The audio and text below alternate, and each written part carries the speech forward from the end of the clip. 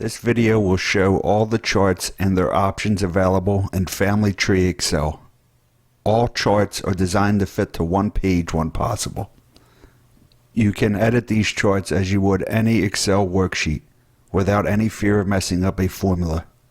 See additional help videos for more Family TreeXcel options. To create a chart, first make the person you want to create a chart for the primary person on your tree. The primary person will always be highlighted in yellow. Then double-click Create Charts. This opens a form giving you 4 categories of charts to choose from: Ancestors, Direct Line Ancestors, Descendants, and Other. Each of these charts and their options are discussed in more detail later. Once you hit the button to run the chart, a new worksheet will open and the tree worksheet will be hidden. This new worksheet will display the chart and have 8 options at the top of the page. The new worksheet is not locked, nor does it contain any formulas, so you are free to type any other data into the cells as you wish without ruining the workbook. You can change font styles and sizes, but the row heights and fonts are set so that the chart is the maximum size it can be while still fitting on one page. Increasing a font size will likely adjust the row heights and shrink the chart, so it's not recommended. Anything typed directly into the cells is called a non-permanent change. This means once you rerun the chart or go back to the tree page, then all the changes will be lost. You can either print, PDF, or export the chart to save non-permanent changes. A permanent change is one made in an import form for the person, not directly into the cells.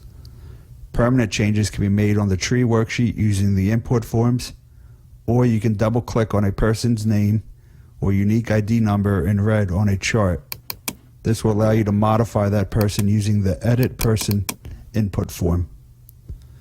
If you make an edit and then hit Save on the input form, then the chart will automatically rerun, which will erase any non-permanent changes typed directly into the cells.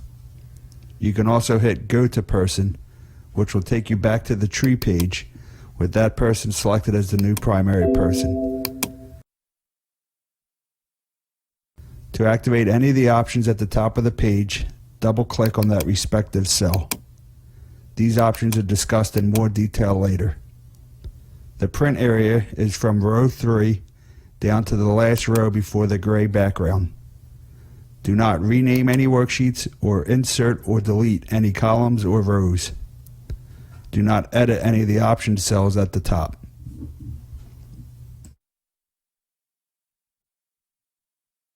Ancestor charts are a vertical pedigree chart showing the ancestors of the primary person. Before creating this chart, you must select the options of your choice. First is the number of generations back from the primary person you want to go. This can be between 3 and 5 generations, where 3 will include great-grandparents and 5 will include 3x great-grandparents. Then you will choose the side of ancestors you want to include. All will include both paternal and maternal ancestors. Paternal is just your father's ancestors. Maternal is just your mother's ancestors. The last 4 choices are your paternal grandfather, paternal grandmother, maternal grandfather, and maternal grandmother lines respectively. If a person's grandparents are known, then their respective surname will populate in the drop-down list to help clarify what line is which. If the grandparents are not known, then the abbreviations for the line will show. Finally, you will choose a style for the chart. This can be images or data. Images will include profile photos and a person's birth country flag if applicable. A birth country input must match a valid flag file's name exactly for the flag to populate. You can see the image help video for more details. Data style will only include names and dates, but since there is no images, the font tends to be larger and easier to read. Once you have the option selected, you can click Run Ancestors to create the chart. The options chosen will determine what your ancestor chart will include. The more people, the less data that can fit.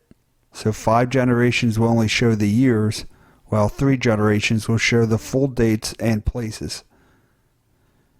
Reading the ancestor charts is pretty much the same for all versions, and for the most part is self-explanatory. The red number on the chart is a person's unique ID number. The black number in the dark gray box is the person's age when they passed away.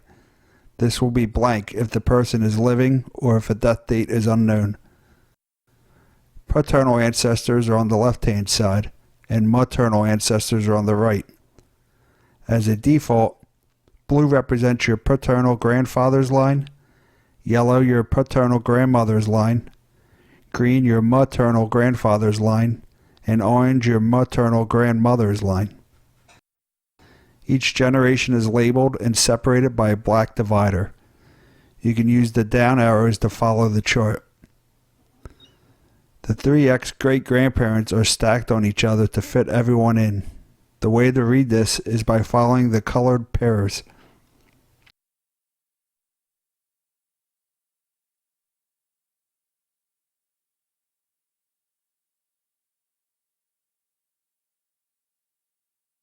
All the colors can be customized to your liking, and you can print out a more detailed index to accompany the chart. See the chart and tree option videos for editing the design and index options. A direct line chart is another version of an ancestor chart for the primary person. However, this chart will directly focus on just one of the 8 great-grandparent lines a person has. Before creating this chart, you must select the options of your choice. First is the number of generations back from the primary person you want to go. This can be between 5 and 7 generations, where 5 will include 3x great-grandparents and 7 will include 5x great-grandparents. Then you will choose what line you want to focus on. There are 8 possible lines for each of your great-grandparents.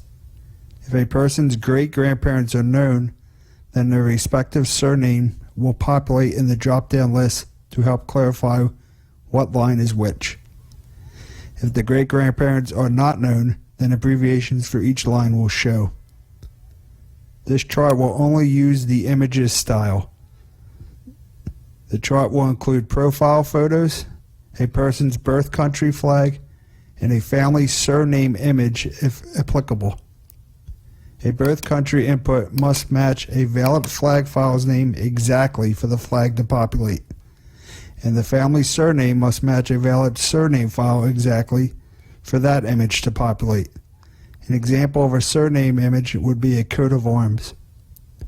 You can see the image help video for more details on these. Once you have the option selected, you can click Run Direct Line. The data on the direct line charts is self-explanatory for the most part. If the surname is known, it will populate in the title. If not, it will be left blank. The red number on the chart is a person's unique ID number. The black number in a dark gray box is the person's age when they passed away. If they are still living or the death date is unknown, then this will be blank. The date in the pink boxes are for marriage dates if known. The person's listed relation is how they are associated to the primary person. The default color schemes are the same as on the ancestor charts for uniformity. You can directly type into the chart, and all the colors can be customized to your liking, and you can print out a more detailed index to accompany the chart. See the chart and tree options videos for editing the design and index options. The Descendant Charts rely on color coordination and ID numbers to show the primary person's descendants. This format allows more people to fit on one page and makes it easy to identify relationships without tracing any lines. Family TreeXcel automatically chooses the layout to maximize a person's details, all while fitting everyone on the one page. Up to 64 descendants can fit on the one page. The 64 descendants' spouses will also be listed on that page. If a primary person has more than 64 descendants over 2 generations, then the chart will go across 2 pages. Before creating this chart, you must select the options of your choice. First is the number of generations down from the primary person you want to go.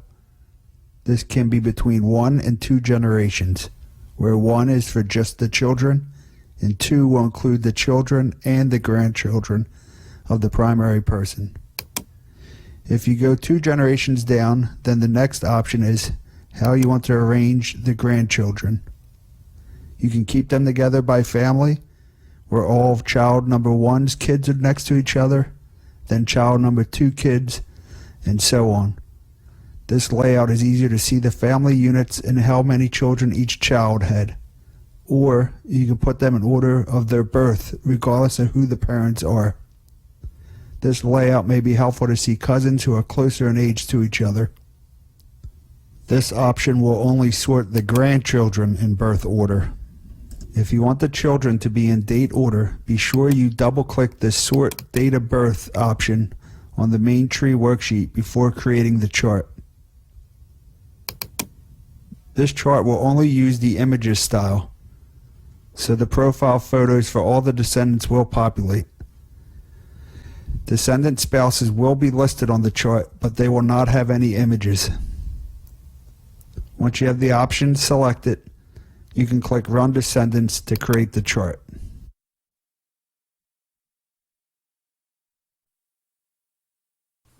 To read the descendant chart, it is important to remember the 3 ID numbers.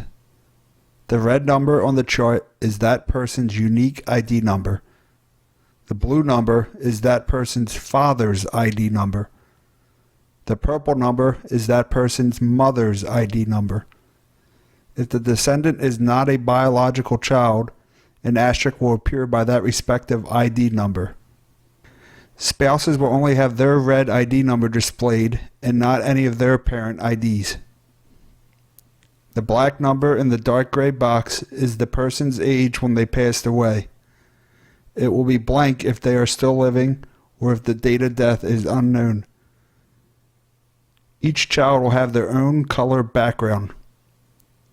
When the chart is 2 generations down, the grandchildren will have the same color as their parents to make identification easy. If a person has multiple spouses, then you can use the blue and purple ID numbers to identify which spouse was the other descendant's parent. You can easily determine how descendants are related by just the colored backgrounds.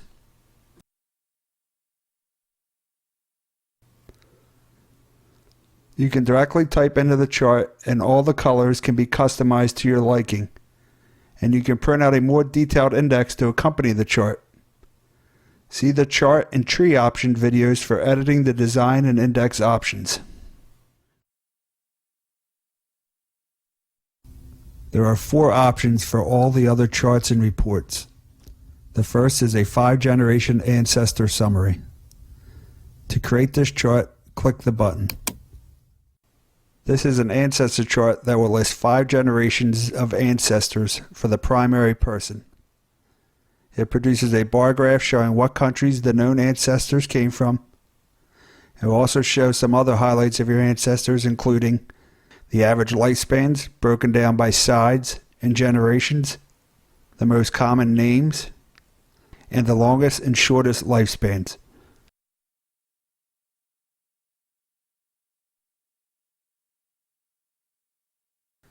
It will follow the same color scheme as the other ancestor charts. The red numbers are a person's unique ID number. The black numbers in a gray box was a person's age when they died, if it was known. You can type directly into the cells, modify the graph, and customize the color scheme as you wish. The second option is a hybrid chart showing a primary person's ancestors and siblings. To create this chart, click the button. This shows 3 generations of the primary person's ancestors, which will include their great-grandparents. It will also show their siblings. It will only include siblings who share both the same parents as the primary person. This chart will include profile photos and birth country flags. The chart data is self-explanatory for the most part. A red ID number is a person's unique ID. The blue and purple ID numbers are a child's father and mother's ID, respectively. Any non-biological children for the parents are indicated by an asterisk. The black numbers in a gray box are a person's age when they died. This will be blank if they are living or if the date of death is not known. You can type directly into any of the cells and customize the color scheme for ancestors as you please. The third option is a hybrid chart showing the primary person's ancestors and children. To create this chart, click the button. This shows 2 generations of the primary person's ancestors, which will include their grandparents. It will also show the primary person's spouses and children. Any marriage dates and relationship statuses for spouses will be shown in the pink boxes. A red ID number is a person's unique ID. The blue and purple ID numbers are a child's father and mother's ID, respectively. Any non-biological children for the parents are indicated by an asterisk. The black numbers in a gray box are a person's age when they died. This will be blank if they are living or if the date of death is not known. The rest of the chart is self-explanatory for the most part. You can type directly into the cells and customize the color scheme for the ancestors of the primary person as you please. The last other option is for relationship calculations. Clicking this button will take you to another form, giving you the option to produce a relationship chart or a kinship report for the primary person. Use the arrows or the page tabs at the top of the form to cycle between those 2 choices. A relationship chart will show how the primary person is related to any other person in the tree. Typing the name in the blue field will filter the list of tree members. Double-click on a name in the blue list box to select a person to calculate a relation to the primary person for. You can also enter their ID number. Be sure to read the limitations on the form to see if the 2 tree members selected will produce a chart or not. Once someone is selected, then click Run Relation Chart. If applicable, this will produce a chart showing you the common ancestor that these 2 people share and how they are related. All relationships listed are associated to the primary person. The red numbers are a person's ID number. The black numbers in a gray box are a person's age at death. This will be blank if they are living or if the date of death is not known. You can type directly into the chart as you please to modify any titles or data.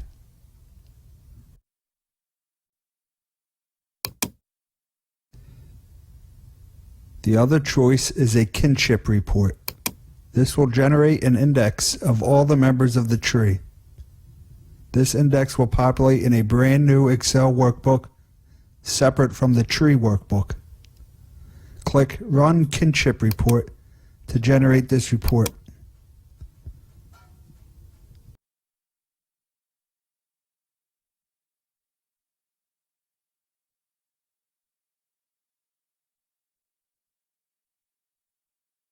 This index will list all the people, their data, their parents' IDs, their spouse IDs, and how they are related to the primary person.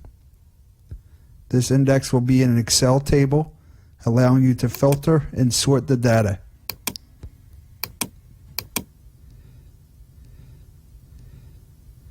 This report will automatically be formatted to print.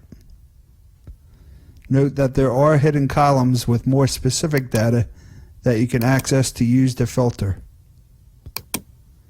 Any changes made on this report will have no effect on the tree workbook. The tree workbook will remain open for you to go back to.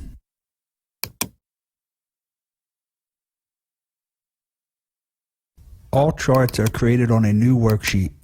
The name of the new worksheet will vary, but they all have the same 8 options at the top of the page. To activate any of these options, double-click on that respective cell. The first option is Print Chart. Double-clicking this will bring up the print preview for the chart. The chart should automatically be formatted to fit the one page with footers. To edit the footers, use the normal Excel page setup option.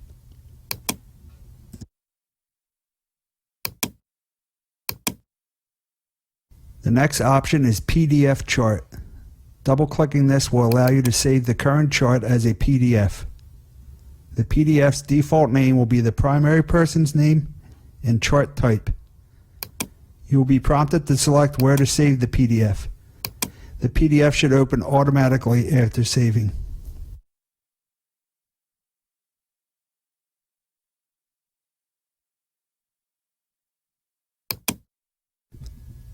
The next option is Export Chart. Double-clicking this will copy the chart over to a new Excel workbook.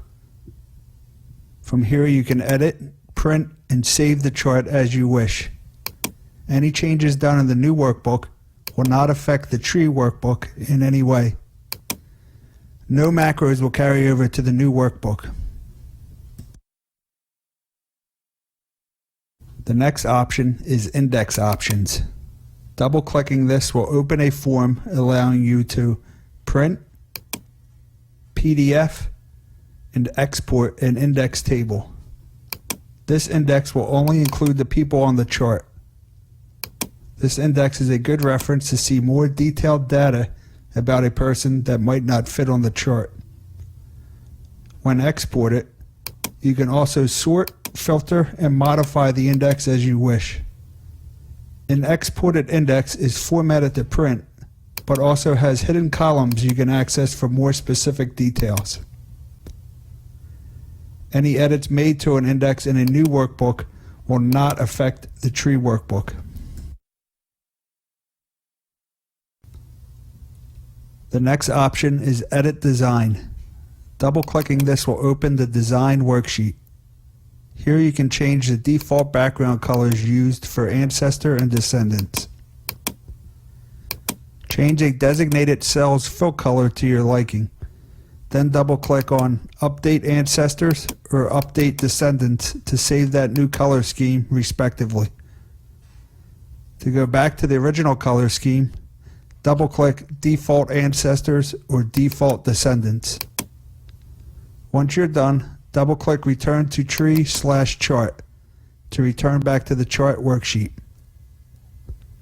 You have to rerun the chart for the new color scheme to take effect. This is the same option discussed in more detail in the Tree Options help video.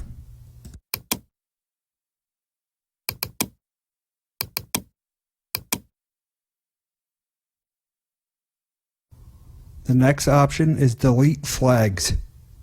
Double-clicking this will delete all the birth country flag images that may exist on the current chart. This is helpful if you prefer typing some other non-permanent data into those cells instead of the birth country flags displaying. Rerunning the chart will repopulate all the flags and erase any non-permanent data that was added.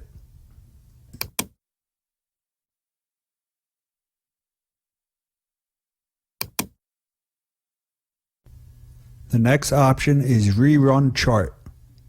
Double-clicking this will recreate the current chart. Doing so will erase any non-permanent edits you made. Non-permanent edits are things typed directly into the cells, font changes, and any image modifications.